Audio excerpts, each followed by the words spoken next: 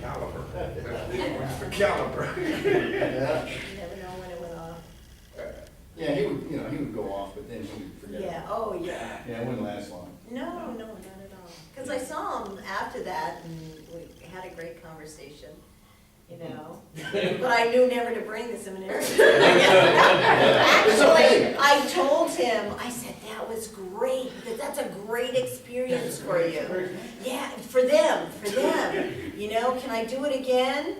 But it was shocking to me though. You scared to live in a lot. No, it was great, it was fantastic, you get all kinds, and we love, if they made him like him more in this world, Yeah. I think the world Oh, would be a yes, oh, better yes. place, because he was so honest. Well, And he- can I just tell you guys a quick, I was just thinking about it. My mother was in real estate. They actually had a company together. It's called Quick Action Realty. And my father, he worked in a shoe store. And my mother basically did the business full time. So when me and my brother were little, either we'd go to open houses with my mother and play in the backyard, or we'd go with my father when he was going to open houses. He actually told me this story last weekend. But we would go, and that's how we were brought up. So I remember my mother. She used to work with a lot of other realtors and contractors that build houses, and I can remember never a dull moment when my parents started talking business, because my mother would think that she was, or my father would think that my mother got slighted somehow or cheated out of money. Let me tell you something. This guy right here, don't cheat his wife. Scotch Irish. It's Scotch Irish. And he was telling me a story. You remember that time when the guy cheated your mother out of her commission or whatever, and I went to his office, and I went in there and I told him, you so-and-so, you SOB, you better blah, blah, blah, and, but I can remember him on the phone yelling at people and then hanging up on them, and my mother would be like, who was that? Oh, that was this guy.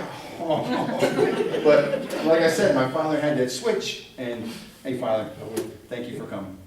My father had that switch. It was either on or off, but like my brother alluded to, or me, if it was family, and my father would yell at you, and he would reprimand you, and he would be hard on you, but if somebody else messed with us, watch out. He was a protector. Watch out. Oh, yeah. What's that? Family bond. Yeah, exactly, exactly. Absolutely. So, I mean, we, my father was a hard guy, and, but no matter what, he knew he loved us. We knew he loved us. And, he was a wonderful guy, really. Through all the stuff we've been through with him, and, I mean, I'm just happy he ended up here. Really am. I know I said that a million times, but I'm really happy he ended up here. We were glad to have Yeah, you. glad to Yeah. have him. Right, Pi? Honored to have him. Yeah. Honored to have him. Good man, good man.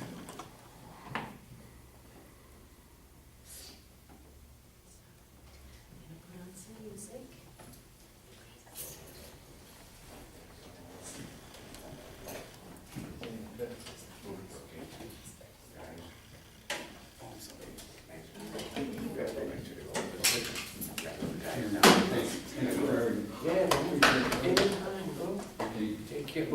Take care. Good to see you. Take care of yourself. You guys have been down, come by my office.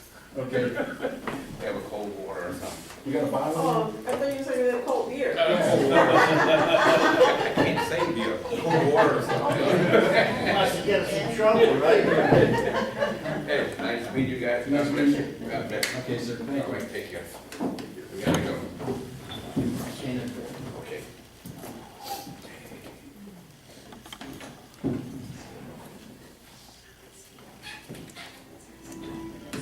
Let's leave it to Thank you very much. Thank you.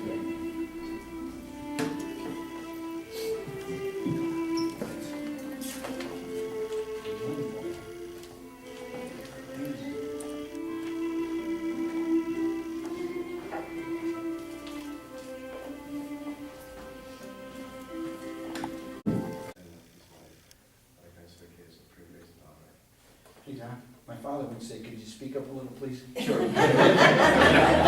Speaking for him. Sure, absolutely, yes. My name is Dr. Ala, I'm one of the doctors here. I had the honor of taking care of Eugene, mostly towards last couple of days, but I consider it is a very great honor for me. My first experience was very funny. It was a few months ago when he was admitted to healthcare facility. I didn't know that he didn't like doctors.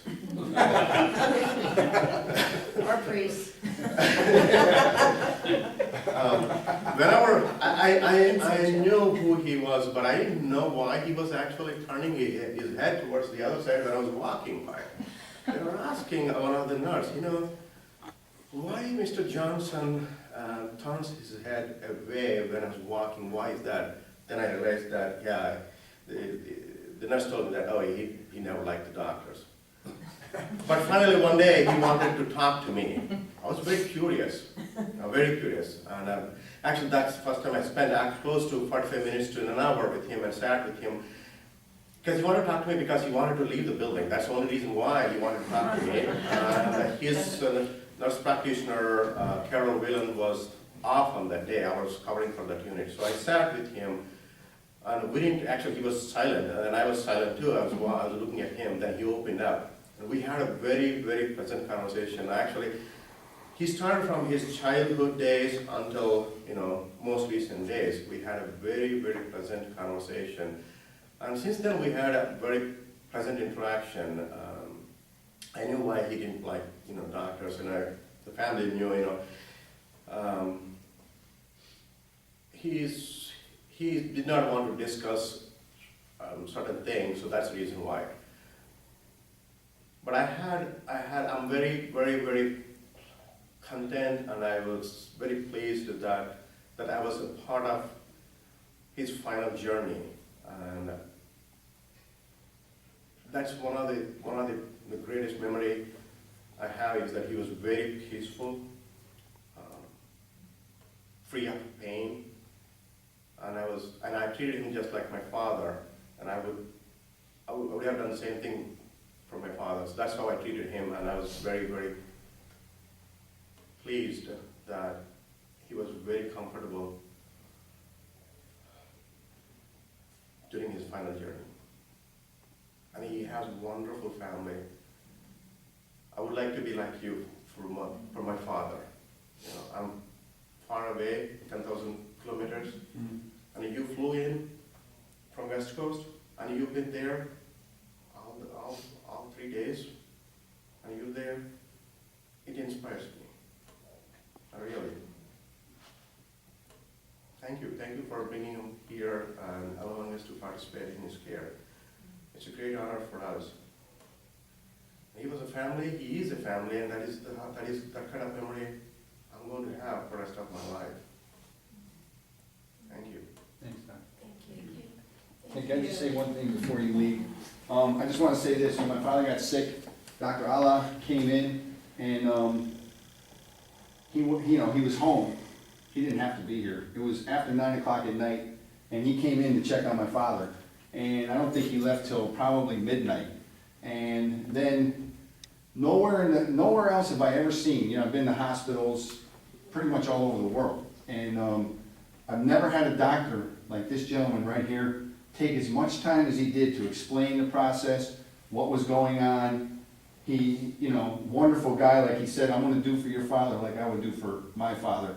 And just the knowledge that he has, the integrity he brought, we listened to him, and we were very comfortable with what he said. So, Doctor, on behalf of the family and my father, if he was here, he would say thank you very much. Thank you. Thank you. Appreciate it. Thank you. You brought not only your medical science side, you brought your humanity to the interaction, and that is phenomenal. It's something that I don't expect of a doctor. Not that I don't like doctors or I don't like science. He's like my father. It's that roundedness of your being, bringing your humanity your personality to your relationships with people you don't really know, and being able to plug in and connect with them. I admire you very much as a physician. Thank you, but on behalf of our staff, I thank you, because it is a great honor for us to take care of veterans like him. That's why we are here. Thank you. Thanks, You're a Doc. wonderful family. You are, We'll never Great forget for it. us. We'll never forget it. Never. we'll never forget. The entire Yeah. family in Eugene, it's a special memory for us. Thank you. Thanks. Thanks, Doc. Yeah. And it's wonderful to see a family come right at the most sacred time. And thank you so much, because you are light that comes and takes vigil and I'm sure he was comforted by that. I know he would be, to have that. So, anyone else? So back with the music. You notice it's Danny Boy. Yeah, thank you. Oh, I noticed right away. Turned to her and said, Danny boy.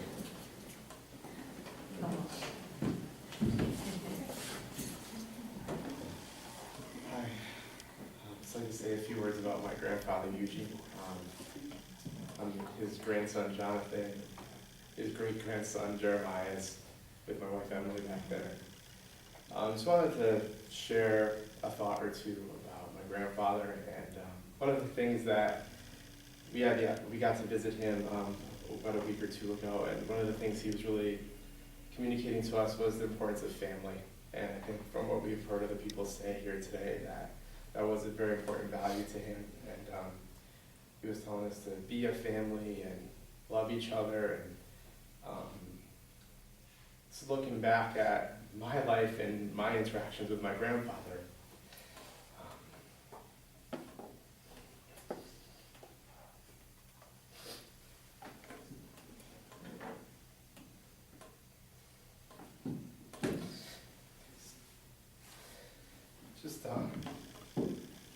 my grandfather was a little bit an older man when I was born, so I just think about all the times he used to come drive up from Florida to come visit us in Connecticut. And here's a man who's 75, 80, 85, 90, still getting in his car and driving up to Connecticut to come visit us.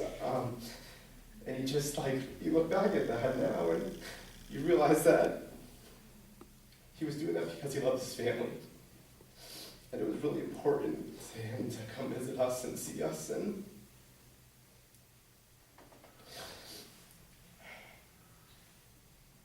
I guess it's one of those things you just take for granted when it's happening.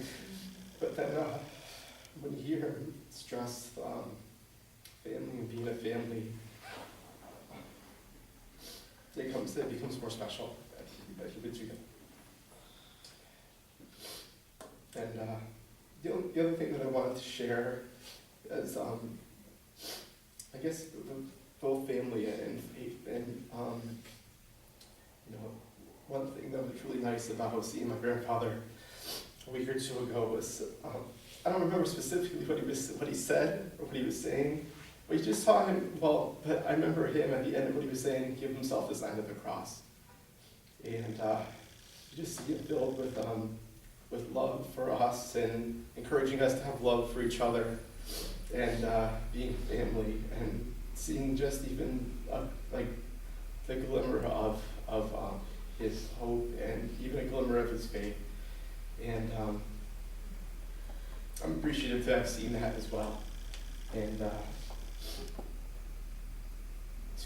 have the hope that,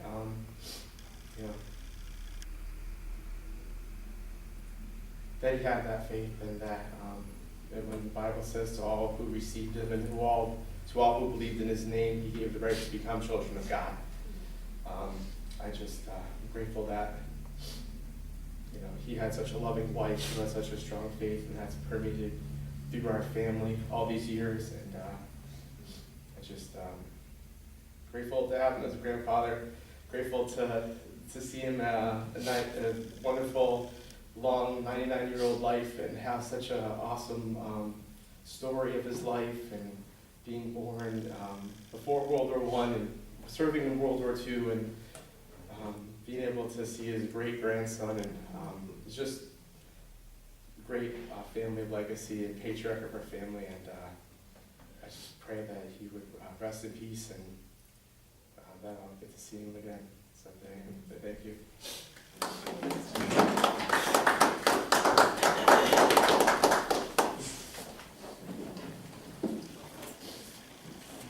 Here comes Father. Brother Mike. Eugene was one cranky guy. There you go. All right. Not to me, We broke the ice, Father. Reverend Carol was in Italy for 2 weeks. She calls me up on Saturday morning, 8 o'clock in the morning, the only day I have to sleep in. I'm usually up at 5. So I said, "Where are you?" She says, "I'm on a train going to Pisa." She says, "And I'm eating my way up the peninsula."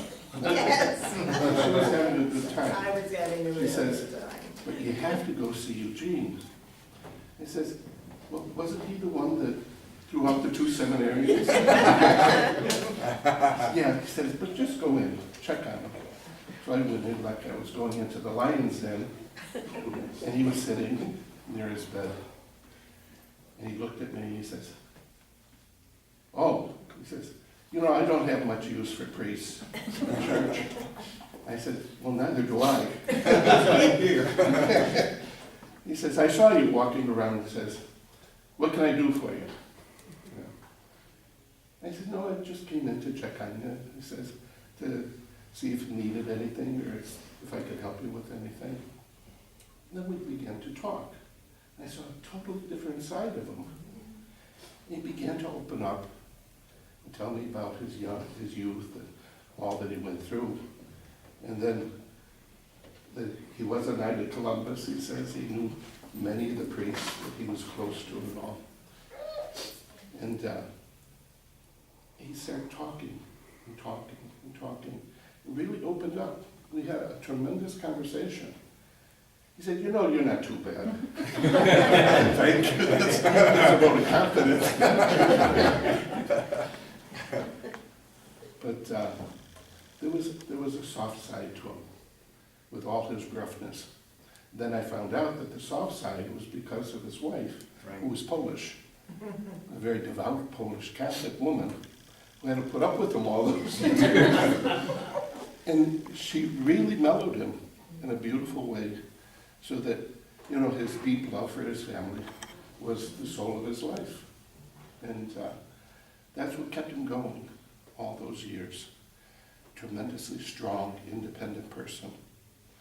And you kind of admire a person that has reached that age. God knows none of us will ever reach the age he reached. But the history of the man and how strong he was. And that's a tremendous gift that God gives us. That in times of adversity, we remain strong. Strong for the family, strong for the friends around, strong for his friends here at the domicile, which he didn't want to go and leave and go up to the healthcare facility. But yet, there was a goodness that we should always remember about. That though he was cranky, he had his moods, he wanted his way, there was a tremendous goodness there underneath all that. And as I said to his sons, those are the roots that you have, and to stay strong in your own lives, as he was strong. I must admit, he came in one time into our office, he was in his wheelchair, and I did sort of say that you didn't like the muckety-mucks, the higher-ups in the Catholic Church, and you were really a cool priest. You weren't like any other priest. And he is, he's so different, he's so down to earth and really good. Because he's Italian. Yeah, we do, yeah, that's true, he's Italian. I got an Italian heart, when I was English and a little Scotch-Irish in there, and I love the Irish and the Scotch people. Irish are insane, by the way. Yeah, no, I know, they know how to celebrate life. You gotta be insane, Right. so, but, Can I just tell a real quick Sure, story that he reminded me of? Let me tell you guys a real quick story. this'll be the last. It's the last story. Yeah, okay. So my father, last Sunday, we were here on Father's Day, and he liked to tell a story. But my mother was very devout, Polish lady, like father said. And my grandmother, which we call Babcia, was very devout. And she was married to my grandfather, Jaja, who also, he sang in the church. And from what my mother said, when he sang hymns, he was the, what's that word? Soloist. What's that? Soloist. Yeah, or Or cantor. Cantor. He was a cantor in the church. And the rafters would shake when he sang, that's how beautiful he sang. But he also had a little bit of a drinking problem. So, my father was telling me that my grandfather went down to the local gin mill, as my father would say, local gin mill at the bottom of the hill, and he would get drunk. And in the morning, my grandmother would come out, or my father, when he lived there with my mother, and they'd find him in the driveway, passed out on the front seat. The horse would have brought him all the way back with no driver. The horse knew the way back. The other thing he told me was, my grandfather would tell him during Prohibition, alcohol, booze was outlawed. But my grandmother liked to make beer a little bit. So she would bottle the beer, and my grandfather would steal it from her, because she kind of rationed them, and put it in the barn, so it was in the hay. So my grandfather would say, hey, Buster, that's what everybody called him, Buster, or you guys know him as Eugene, but really everybody called him Buster. Say, hey Buster, let's go down, I want to show you my heifer. So my father would go down to the barn, and him and my grandfather would suck down 2 beers. So I just wanted to say one more thing, and then I'll shut up. We were brought up, my brother and myself, in Southington, tonight at 5 o'clock at Milner's. We're gonna have a good old Irish wake, we're gonna pull a cork, and, if anybody wants to come on down. Oh, I'm sorry, Milner's is in Meriden. Manor Inn in Southington. Oh, yeah. If anybody's interested in. I'll be there, I live down the street. Okay, all right, if anybody wants to pull a cork for my father, like I said, in Irish fashion, please feel free to join us. Thank you, guys.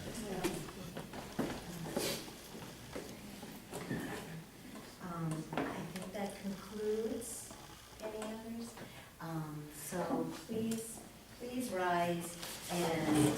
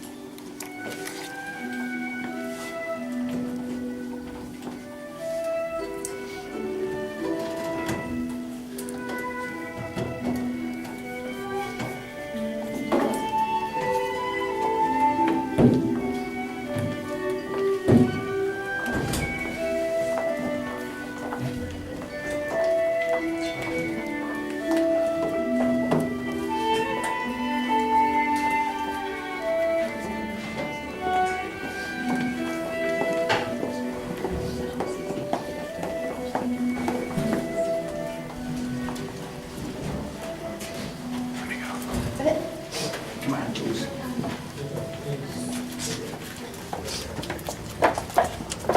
Thanks, brother. You got it, bro.